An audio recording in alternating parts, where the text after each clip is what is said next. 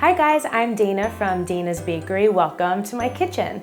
Dana's Bakery makes French macaroons in really fun American flavors. Flavors like s'mores, peanut butter and jelly, birthday cake, and my favorite, fruity cereal. Today, I'm going to teach you how to make macaroons fruity cereal style with our brand new Macaron Making Kits, which you can get online and have shipped nationwide. So in the kit, you're gonna find a couple fun things. The first thing that you'll find are our dry ingredient packages. So we have our first one here, which is our mix of almond flour and powdered sugar.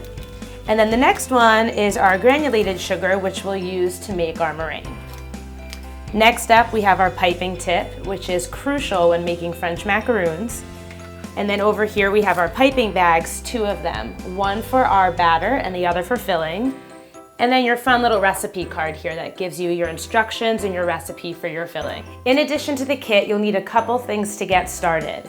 The only ingredient that you're gonna need is some egg whites. Make sure that they're room temperature, that's always best. And then maybe you have this lying around your kitchen, maybe you don't, but you might wanna go out and get it. Standing KitchenAid mixer or a hand mixer. Just wanna make sure that you're not doing this by hand the whole way. You want to have a spatula, a whisk, and of course, the whisk attachment for your mixer. So the first thing that we're going to do is we're going to prep our piping bag so we have both hands free when we fill our bag later with our batter. First things first, take your tip and insert it into the bottom of your bag. Push it down so if you flip it upside down, it's not going to fall out. Next thing we want to do is twist. Push the twist into the opening of the tip. Later, because of the twist, the batter's not going to drip out the bottom. Going to score. It rips right off, and in we go. Put the bag into the container, and then fold the top of the bag over the top of the container, and then you're ready to go. So first things first, we take our small packet, and we're going to pour it into our mixing bowl. This is our granulated sugar. Next up, we add our egg whites, pour those into the bowl. So you're gonna start to whisk this by hand and make sure that everything is incorporated and that you have no dry sugar at the bottom. When it looks like this, we're going to transfer it over to our machine. Next, we put the bowl on the mixer, lock it into place, and we're gonna start making our meringue. A lot of people tend to over whip because they're looking for that nice little dollop on the bottom of the whisk, but I'm gonna show you a couple of tricks to make sure that you don't over whip your meringue. So let's go ahead, start this on high. So after a while, as your meringue starts to mature, you'll notice that the whisk is leaving deeper tracks in the meringue. So after a couple of minutes, and once it looks like that, we want to stop our machine and we want to see if it's dripping. If it's not dripping, we're going to do the bowl test. Now the bowl test scares a lot of people. Don't be scared, I promise it's not going to fall on your feet if you don't let it. Start to tilt it. See how that's sliding a little bit? That means that our meringue is not done. So we're going to put it back on for another minute or 2.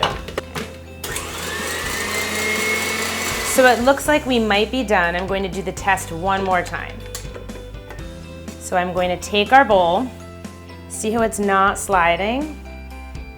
I mean, it's like a party trick every time. So now our meringue's ready to use, and we can get started on the next step. So first things first is we take the ingredients in our large bag and we pour it into our meringue that we just made.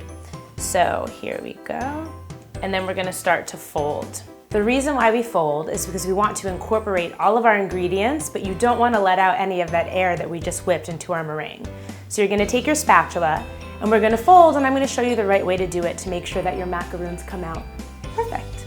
So we want to start at 12 o'clock, fold under, over, and then rotate your bowl.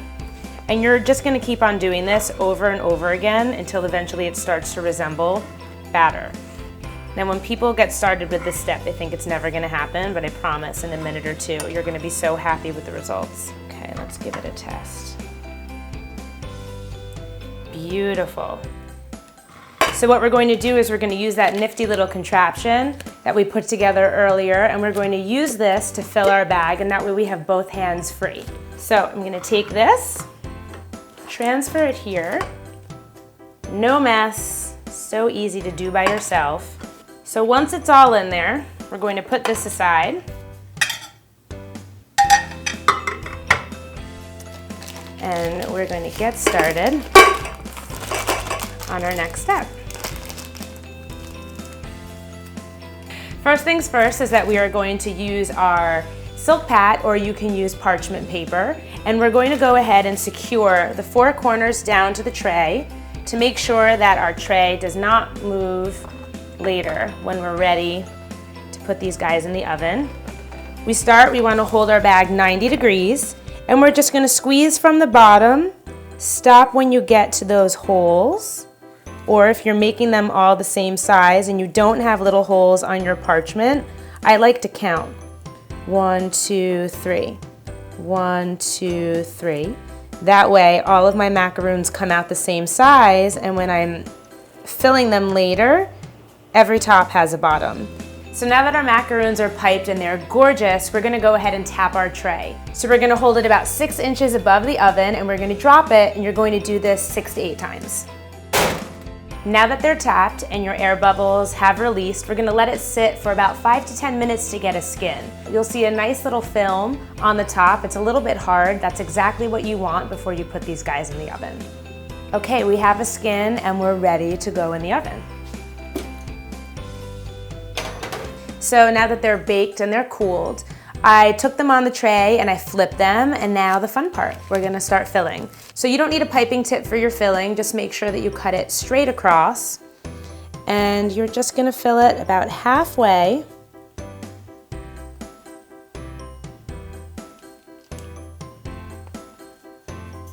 Just like this. And now we assemble. So you wanna hold the macaroons from the side, or as we like to call it, the feet, and you're just going to match them up and stop once you hit the edge. And then, my friends, you are done. Hopefully you have fun making your own macaroons. These are available online, shipping nationwide. Dana's Bakery is gluten-free, made with almond flour, and as always, made with love.